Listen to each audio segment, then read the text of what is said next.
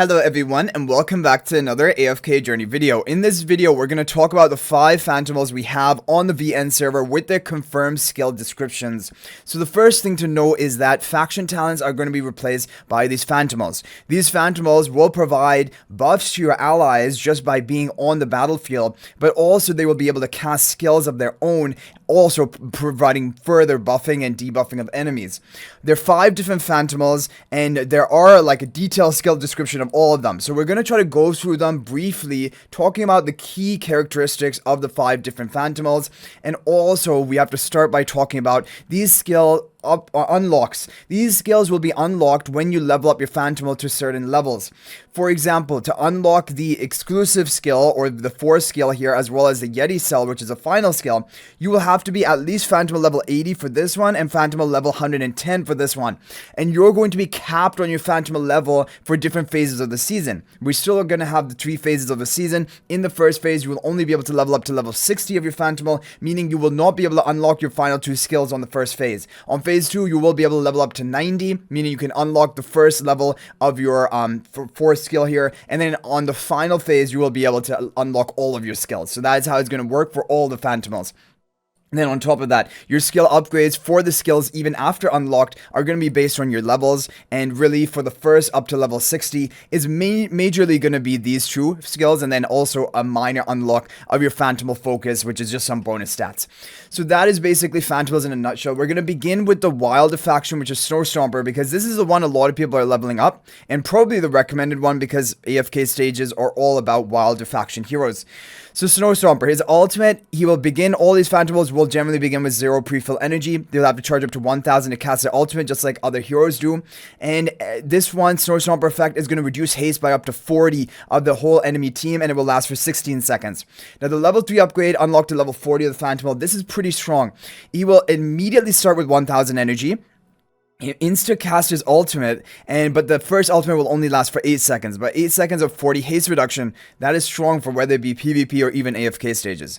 Then you have the Biting Cold. The Biting Cold is going to be a defense shred. If you take a look at it here, passive, when an enemy receives a stat reduction debuff from an allied hero, they gain a stack of Fragile, permanently reducing their physical and magical defense by 10%, going to go up to 15%.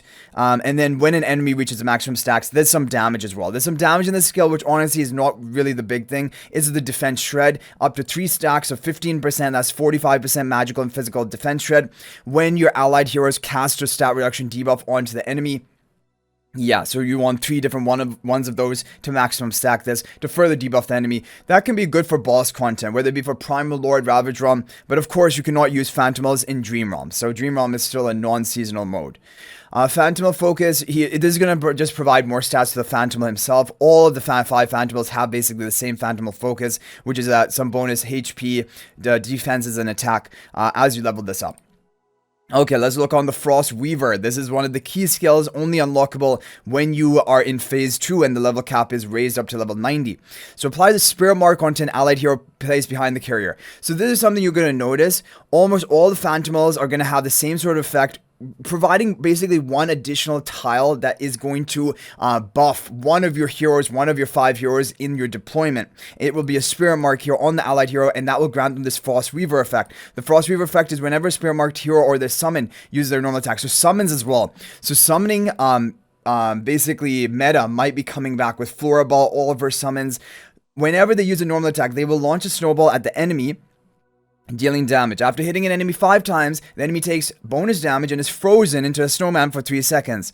The target cannot move or act while frozen. The Spirit Marked hero can launch up to 5 snowballs within 1 second. That is a lot. So basically, if you have your 3 summons of Floorball and herself, each time they normal attack, that's already 4 snowballs going in. You only need 5 in order to get the freeze.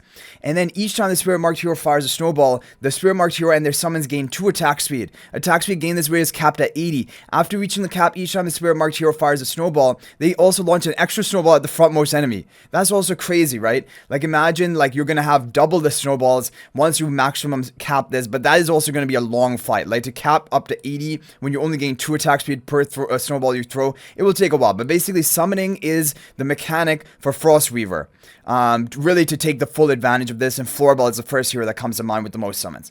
Then we have the key signature ability of Stomper from Dream Realm. However, this is only going to unlock in phase 3, when your level cap is raised up to 120. So the passive, enemies turn into snowmen, take 10% more damage. And the active, deal damage twice to an enemy who has dealt the most cumulative damage, same as the Yeti still have Dream Realm, then transforms them into a snowman, preventing them from moving or acting for 4 seconds, and they will take 15% bonus damage during this duration. But really is this, 4 seconds of freeze onto the enemy who has dealt the most damage. However, if they're unaffected, there's a lot of ways of providing unaffected in this season, and one of them being some of the artifacts you have. That is going to counter this effect quite a lot. For PvP, that is. So overall, this is Snow Stomper's kit. Pretty solid.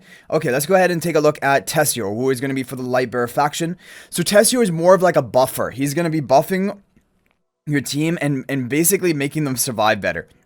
So the ultimate of Tesio passive, does not use normal attacks but instead heals the weakest ally with each attack. When casting his ultimate, Tesio deals damage to all enemies on the allied half of the battlefield through your half, allied half, and knocks them back 3 tiles back into the enemy side. He then equalizes HP percentage of allied heroes on the allied side of the battlefield and recovers an additional 15% health for each allied hero. So he is a very supportive, like healing the weakest, redistributing health across your allies, pushing back enemies who have made it into your territory.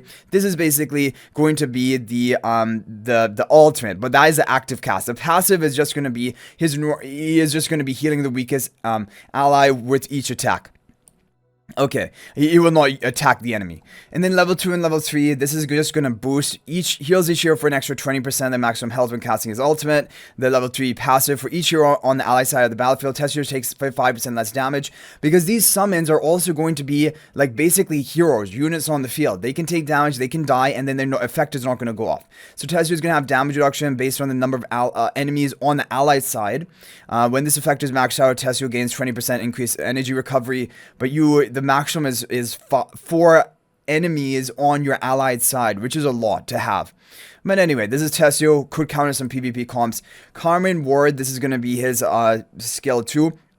At the start of battle, deploys a powerful ward of Carmine Whisperers on the allied half of the battlefield, boosting range defense by 8 and range damage by 8% for all allied heroes within the allied side of the battlefield. This reminds you a lot of Kulu. Kulu has a range defense buff for allies and also explosive debuff on the enemies so that they take more damage. This is very similar, boosting your own range defense of your allies and increasing your range damage dealt to enemies. So this is like, Tesio is good for like a range type comp. And this is going to go up to level 3, 15 range defense and 15% bonus range damage to enemies. And then level 4 at the start of the battlegrounds, all allies heroes a shield equal to 400% of Tesio's attack. That's pretty good. Pretty like powerful shield right from the start of the battle to give you more survival. And the shield disappears if the ally leaves the allied side of the battlefield. But if you're all using ranged allies, then this can be good.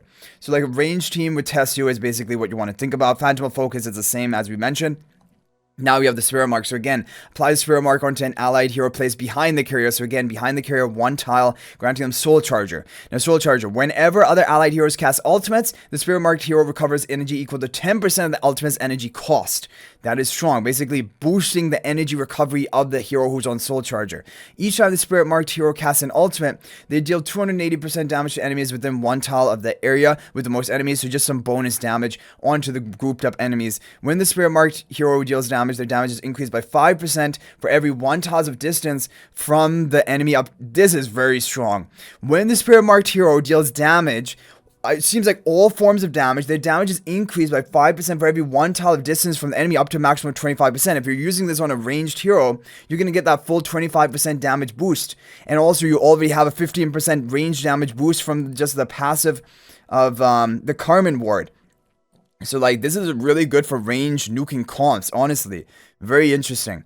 And then finally, Shared Prosperity. So Shared Prosperity continuously inspires allies, restoring 80 energy for all allies and increasing their attack by 10% and physical and magical defense by 15% for 8 seconds. And this goes up to increasing attack by 15% and defenses by 20%. So a pretty big buff, attack and defense, and also restoring 80 energy. But this will have an initial cooldown of 1. So after 1 second into the battle, Tesio is going to summon this, providing a useful buff and energy recovery and lasting for 8 seconds. This is strong. Overall, Tesio looking like a pretty good buffer for PvP, especially range comps, if we have to sum it up.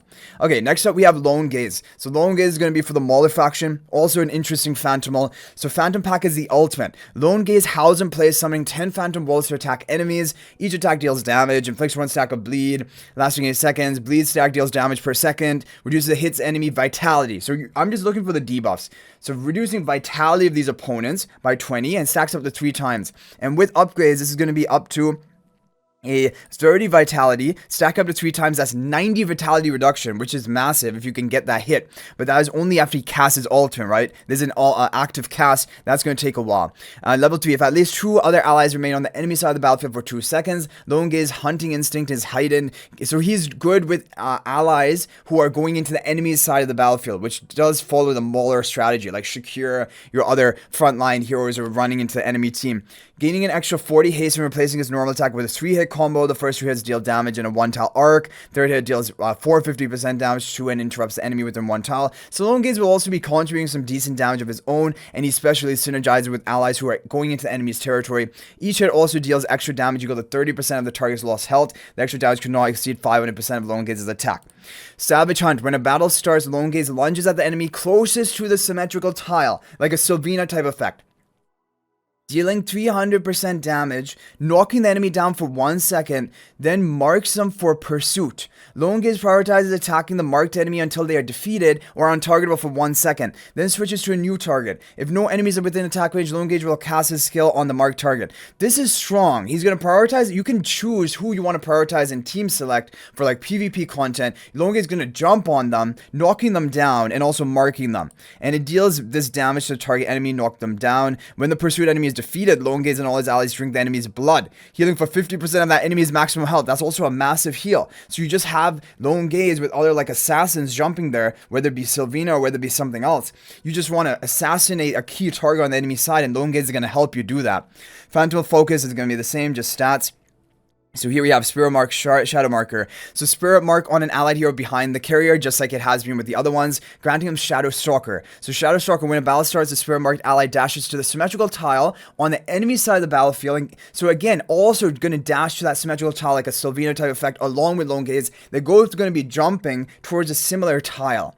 One just behind the other. And when the Spirit Marked and gains a shield equal to 400% attack multiplier of Lone Gaze's attack, which is good for tankiness. When the Spirit Marked ally deals damage to the enemy pursued by Lone Gaze, they get an additional 30 crit rate, 30 crit damage boost, and 50 life drain. So what you want to happen is both Lone Gaze and the ally behind the Shadow Stalker to be locking onto the same target. Lone Gaze is going to mark it, and then that's going to be marked for boosted damage stats of your Shadow Stalker ally. 30 crit damage, 50 life drain. And the Spirit Mark ally gains a claw charge when a battle starts, or after assisting or defeating an enemy. When dealing damage, the ally consumes a charge to unleash a 400% attack multiplier claw attack that guarantees a critical strike, so a big hit right from the beginning. Honestly, Lone Gaze is looking really good for assassin type comps, Sylvina, and any other hero which is jumping into the enemy team. Shakira as well, for the melee oriented team. Then we have Umbra Veil, which is the final one, which is also really solid. When a battle starts, or when casting an ultimate, Lone Gaze hides all allies in the mist, reducing their damage taken by 10%, and it goes up to reduce damage taken by 15%. And this is even at the battle start, or when casting ultimate. Lone Gaze also increases haste by 10 for itself, and the Spirit Marked ally, so boosted stats again for that ally. The mist lasts for 6 seconds, of 15% damage reduction, and 15 bonus haste for itself and the Spirit Marked ally. Overall, Lone Gaze looking solid. Looking like a strong Phantimal, mainly for PvP, but I am really excited with him, honestly. So Grim Executioner is going to be for the Graveborn. This is going to have 600 pre-fill energy, which is the different from the other heroes we have seen so far. For example, when we look at Lone Gaze, look at the others, they've all had 0 energy. Grim Executioner is going to have that 600 energy. Now retreats inside the Iron Maiden and extends chains to pull all enemies up to 1 tile closer, then taunts enemies within 2 tiles for 5 seconds and gains a 700% shield for 10 seconds. While the shield is active, reduces damage taken by 15%. Passive, Grim Execution remains stationary and unaffected, reducing damage taken by 25%. So there's like a high damage reduction. There's going to be a shielding. There's going to be taunting. There's going to be immediate, retreat inside. This is an ultimate cast, but this is going to pull enemies closer with the crowd control. So this is what Grim Execution is all about. With that, and then level 2, gain a bigger shield and further damage reduction of 25% on the ultimate cast. But just by default, without the ultimate cast, you're gonna have 25% damage reduction on the Grim Executioner, so that it just survives better. Level 3, when Spectral Shackles ends, it triggers an explosion across the battlefield, dealing damage plus extra damage. equal to 50% of the remaining shield value. Okay, so if you have a lot of shield value left, it's actually going to deal some meaningful damage. Upon casting the ultimate, increases base damage by 20%, capped at an increase of 60%. So as you can cast more ultimates throughout the fight, it's going to ramp up in damage. Then you have Necrotic Brand. There's going to be hurls corrupted bandages at the nearest enemy, reducing the vitality by 20. Going to go up to a 30 vitality reduction and dealing damage per second up to 70% damage per second. The effect lasts until 8 seconds after Grim Executioner is defeated and can be cast on each enemy up to 1 times. So it can be cast 1 time and it will last until 8 seconds after Grim Executioner is defeated, which means it's basically permanent. Like, I mean, even after Grim Executioner is defeated, it's still going to last 8 seconds after that. But like if he's not defeated, it's just permanent. That's what it sounds like. This skill also allows Grim Executioner to steal 15% physical and magical defense from the enemy. And physical and magical defense total this way is capped at 100%. So this is going to be that basically he's going to be a defense shred onto the entire enemy team. He's going to make himself further tankier. He has damage reduction already from the passive of his ultimate, and when he casts his ultimate, even further damage reduction. He has that taunt, he has that shielding, he has some high damage based on the shield when it expires at the end, and then also he's going to have a vitality reduction onto the enemies. And yeah, so Phantimal focus is going to be basically the same. Spirit Mark Lifebane, so applies Spirit Mark on an ally placed behind the carry, granting them Lifebane. The Spirit Marked hero creates a decay zone in the area with the most enemies, causing adjacent enemies to lose 30% health every 2 seconds. So this is lose health damage. So this could be potentially even for Primal Lord later on in the season, Primal Lord Ravage Run, because this is going to be lose health damage. That is good for endless type bosses.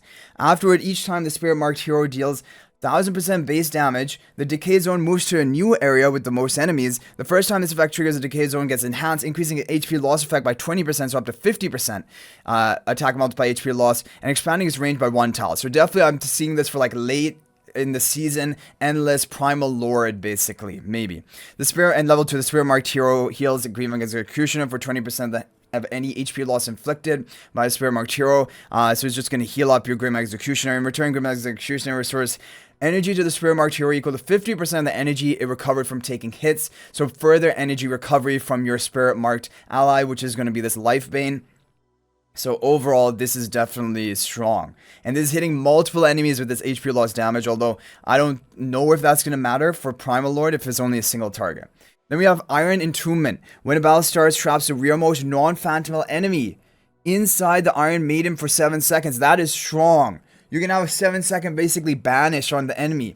I don't know if unaffected from like an artifact is going to basically counter this, but in boss fights, this skill does not trap the boss, but instead deals damage. When a battle starts, traps the rearmost non-Phantimal enemy inside the Iron Maiden for 10 seconds. In boss fights, this skill... So 10-second banish is ridiculous, but probably unaffected is going to counter this, and obviously Pandora's Box is probably going to counter this, but other than that, that is a very strong effect that definitely can have PvP applications. Also, the HP loss damage potential of Primal Lord application later on in the season when you have endless difficulty of basically Primal Lords, really high levels of your heroes. And then, yeah, overall solid and kind of unique mechanics of the Grim Executioner. Now, finally, we have ILLUCIA, the final Phantimal, which is going to be for Hypogean Celestial. So Frenzy Rhapsody, beginning with 0 pre-fill energy, summons 10 Meteors, strike enemies in sequence, dealing damage, and damage to adjacent enemies.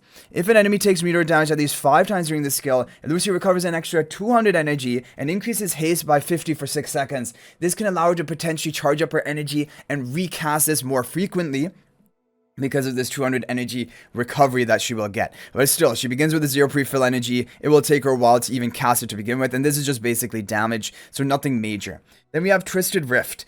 Opens a spatial rift and teleports to the area with the most enemies, dealing damage to enemies within 2 tiles of both the starting and landing positions. ILLUCIA then casts the skill again to return to her starting tile, so it's like a teleportation. ILLUCIA remains unaffected while casting the skill, dealing higher damage. Level 4, this skill also marks the enemy with the Supreme Adamant Emblem.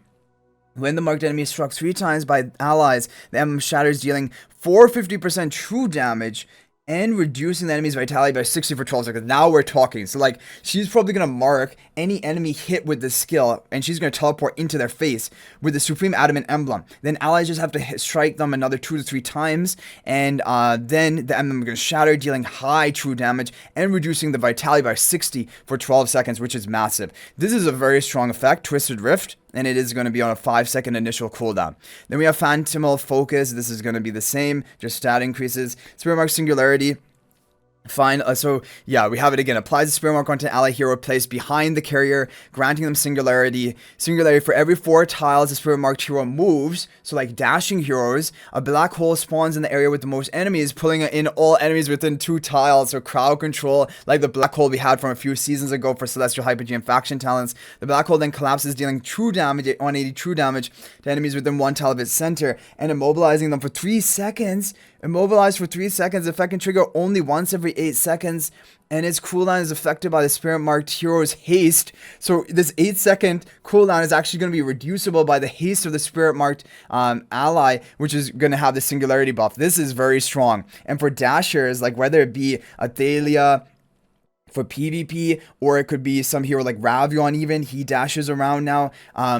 You're really going to be able to take advantage of this, even for AFK stages, for the crowd control, or PvP just for that effect, and the crowd control as well, and the damage. Level 2, for every 4 tile Spirit Marked hero or ILLUCIA moves, their next attack unleashes a bolt of dark lightning that deals 350% damage to the target. The lightning leaps to other enemies within 2 tiles, dealing 150% damage. This effect can trigger at most 8 seconds, and cooldown is affected by ILLUCIA's haste. So this one is by Lucia's haste, but the more important effect, which is the crowd control and damage, is affected by the hero's haste from the Singularity buff. This is a very strong effect, but do keep in mind, this is only going to be in phase 2 when we're going to have access to this, because that we won't have the level cap high enough for the Phantimal. Then Dominant Dance, the final one. While casting Twisted Rift to teleport to the area with the most enemies, which is this one, which is a really strong skill, transforms all enemies hit into cats, disabling their attacks and skill for 3 seconds. What? All enemies? This is like ILLUCIA in a Dream on Ball. She turns 1 by 1 enemies into cats. This is gonna hit every enemy into a cat for 3 seconds. They will not be able to do anything. And for PvP, that is game changing enough. The game is basically gonna be over. And then level 2 transformed enemies now staying cat for 4 seconds. What? Even for AFK stages, this is insane, because you're going to group up all the enemies, you're going to keep turning them into cats, having this like dark hole, black magic type, basically crowd control and damage. And like for PvP, this is just ridiculous. And this is just going to be 4 seconds of cat just on a Twisted Rift skill, which is a 5-second initial cooldown. So overall, ILLUCIA definitely looking like the strongest Phantimal, but there are some really other good strong Phantimals we have seen so far as well in the other factions. So guys, let me know what you think about all of this in the comment section down below. Hopefully this is helpful just to give you a brief idea of what are going to be the key skills of these different Phantimals, and let me know your basically speculations on which ones are going to do well in which game modes in the comment section down below. But anyway guys, I hope you enjoyed the video. If you're not already a member of my AFK Journey Discord server, please join that. There's a link to that in the description of this video. Also, if you're thinking about making a purchase in AFK Journey, please use my affiliate link for the official Firelight store. There is a link to that in the description of this video and a pinned comment. This is the best way you can support me and also gain 5% bonus dragon crystals on your purchase. So thanks for watching. I'll hopefully see you in the next video, and until then, everyone, peace out for now.